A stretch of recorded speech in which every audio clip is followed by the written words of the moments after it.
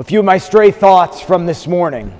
I wonder if anyone made it until today, like they found out that it was Lent when they showed up for Mass today. That's a question I have.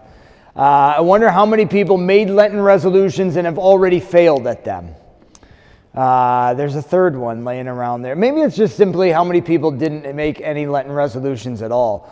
I don't know. Just stray thoughts. And in some ways coming out of my reflection about our approach to Lent in the first place, that we tend to have two extremes in our approach to Lent. One, kind of a self-reliant one that takes on strong practices, almost with a sense in our hearts that we can earn back our salvation, or we can earn back the love of God. We've been bad and we're going to make up for it. You know, that's on one end of the spectrum. And then on the other end is one that has kind of reacted to that and said, well, you don't really have to do hard things, you can just do something extra. And it's like, well, that's awful as well. So if you're in either one of those places, we got to bring you into a healthier place. And I think part of that starts with just what is the experience of God's people in the desert, in the wilderness. You know, it's not simply a place of pain and suffering and torment and hunger, but it's also a place we hear the prophet Hosea say that God pursued his wayward spouse at the time of the exile. He pursues Israel out into the wilderness and speaks tenderly to her to win her heart back over to himself.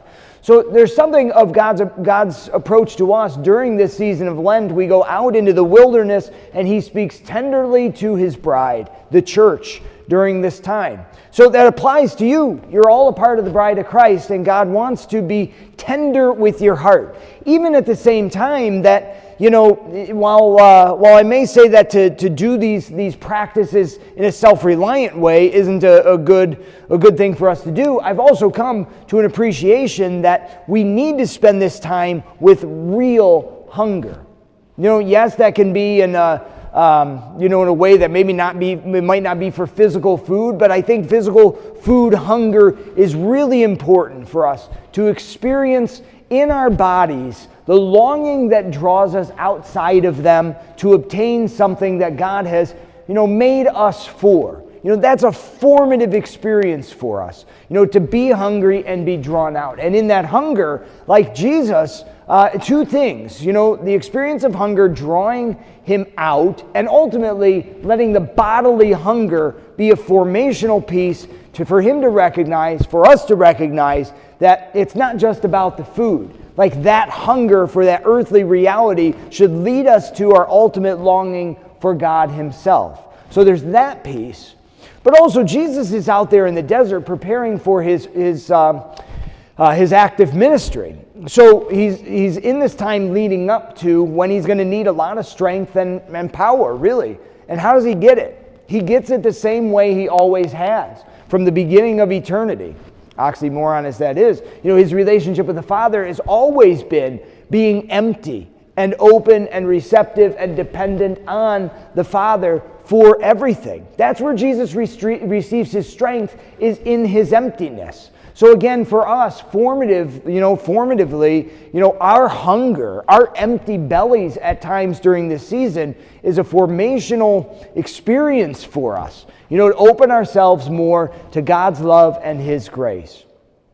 And all of that plays into, the tenderness that God wants to have with us. It's not about beating us up. It's not about us beating ourselves up, but to enter more deeply into the hearts that he has given to us, to understand more fully that we are made for him and we are made like him, and gloriously so.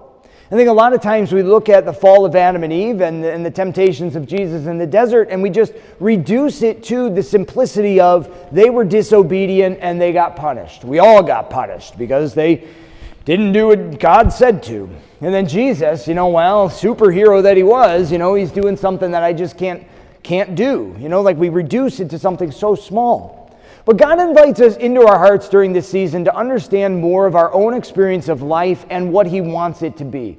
And I think a lot of times too, our own experiences of fall in this life, not the season, but the fall from grace, are like Adam and Eve, sometimes a split second. Okay, there's an exchange with the serpent, but this all happens very quickly. We don't always, reflect on and take stock of what all was involved in that moment.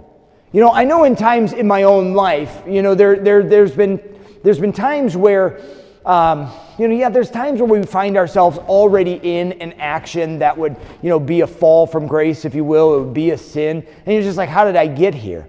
And that doesn't mean we didn't have a choice. There's always a choice. I think more often than not, there is a moment where you recognize that you're doing it anyway. That this, this is or isn't a good thing, and I'm going to do it anyway. It's a split second. But we take this moment here and elongate that moment and see what's going on.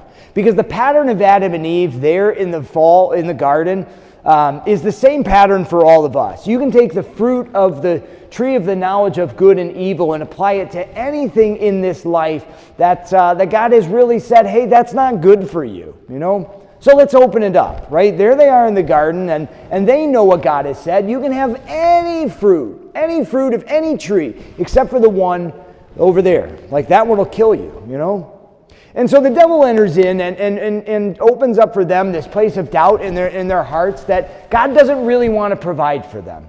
That's a good thing, and God doesn't want them to have it. Why not? Because God's a jealous God. He doesn't want them to be like Him. They don't want Him. They don't want them. God doesn't want them to be happy and powerful like God is. So He's withholding this thing from them. Well, it's a desirable thing. They want this. They want to be like God's. As the devil has said, God doesn't want you to be like Him. Well, here's the twisted thing. And sometimes this is how we can actually sometimes come to a deeper understanding of just how good God is recognizing the twisted nature of the devil's statements. The reality is Adam and Eve already are like God. God breathed into them His life. We heard it. He formed man from the clay of the ground and breathed into his nostrils His very life. Holy smokes.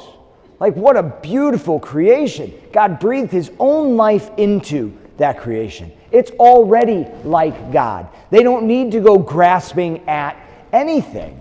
But the doubt piles up and they want it, What do? In their own twisted way, they do make themselves like God. In what sense? Determining for themselves what will be good for them. And here's a place where I think in my own life, there's plenty of places. I can tell you stories from last week. I can tell you stories from 20 years ago when I was a kid. As I said, almost every time there's something placed in front of us that really isn't for us or really isn't good for us in that moment, and we do it anyway. Anytime we think it, we say it, we do it. Any sin, whatever. There's this moment of choice. Sometimes even a moment of justification. A moment where we put ourselves in the place of God and determine for ourselves what is right in this moment. We make ourselves like God's in a lesser way. We take what doesn't belong to us when we've already been given the likeness of God the Creator Himself. And in that is our own twisting of creation after the likeness of the enemy. And all for what? Because we don't believe that we're going to be provided for. The devil goes further, essentially instills in them a thought that they won't be cared for, or they're just not cared for. God doesn't care. He won't provide, and He doesn't care. And ultimately, the most sinister of seeds planted in the hearts of Adam and Eve is this. You don't have to live like this. You don't have to hunger. You don't have to suffer. You don't have to sit here and wonder, what would it be like to eat from the tree of the knowledge of good and evil? You don't have to do this. Fast forward to the gospel reading, and Jesus experiences essentially the same temptations. In His hunger, he's prompted with, this temptation from the devil. Well, just turn these stones into bread. You're hungry. Feed yourself. But the difference with Jesus is, again, His posture of existence from all eternity is that openness and receptivity, dependence on the Father. He knows that it's actually from a place of hungering that he receives all of his power from the Father.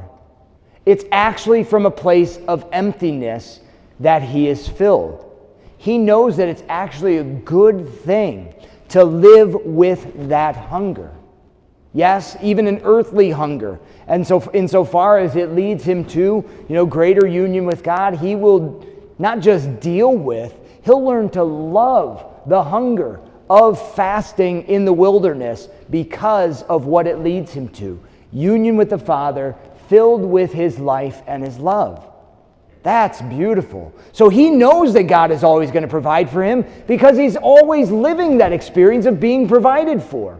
He doesn't need to grasp at what's in front of him to fill himself up because the Father is always filling him as he stays open to him. Powerful. God's always providing for him, and so Jesus in his openness also knows that he always cares. The Father always cares for his Son.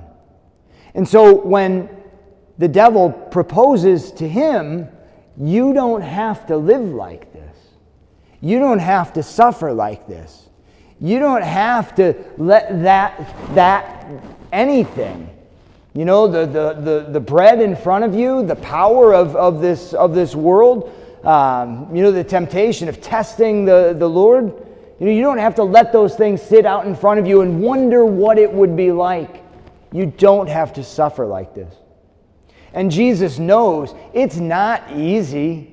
It's not easy to stay open to the Father. It's not easy to, be weak. It's not easy to be in poverty. It's not. It's just not. He knows it better than we do, even as our own emptiness and weakness crushes us at times. We don't stay open like he does to the Father. He knows there's no shortcuts, and yet he also knows that his heart belongs to no one but the Father, and he's given himself completely over to him in openness and fidelity, and so carrying out his love and life and mission in this world. Powerful. Would that we could live from that place of openness and dependence and receptivity. See, in all of it, in the contrast, in the parallels, God is taking us deeper into our own hearts. Both are our experience at different times. And he wants Jesus' experience of the love of the Father, even in the wilderness of this life, to be ours more constantly. He wants it to be the norm. He doesn't want the doubt and mistrust that Adam and Eve experienced, from that point, probably regularly the rest of their lives. He doesn't want that to be the norm in us. He wants us to know that we are provided for, cared for, loved. And also, in our appreciation of that, to know that we can forego, again, whatever sin that it is. I think typically, just for clarity, a lot of times, we're talking about real hunger for food, real thirst for drink, real longing for companionship and love in this life. As well, I would say any relief of suffering. In some ways those are in a unique category of hungering, But he wants us to know that we, it's not the worst thing in the world to forego those things insofar as they draw us out of ourselves and up to union with God. Insofar as they lead us to the weakness and openness and dependence on the Father that really is the life and love that Jesus shows it to be. It's okay to live hungry. It's not only okay, it's necessary. And the hunger that's instilled in us, that we cultivate in us during the season, is ultimately what's going to lead us to be saints. Ultimately, what it's going to lead us to not just imitate Jesus in his posture, but ultimately be drawn into the very life of the Father, poured out in us, in our emptiness, our poverty, our weakness. And in all of that is the tenderness of the Father, who knows it's not easy. He knows. And yet he also knows the power and life and love that he wishes to bestow on us. As we enter into this Lenten season, let that be a goal of your Lent. Whatever your practices may be, may they lead you to openness, hunger, receptivity, dependence on the Father, who gives you all his life and his love.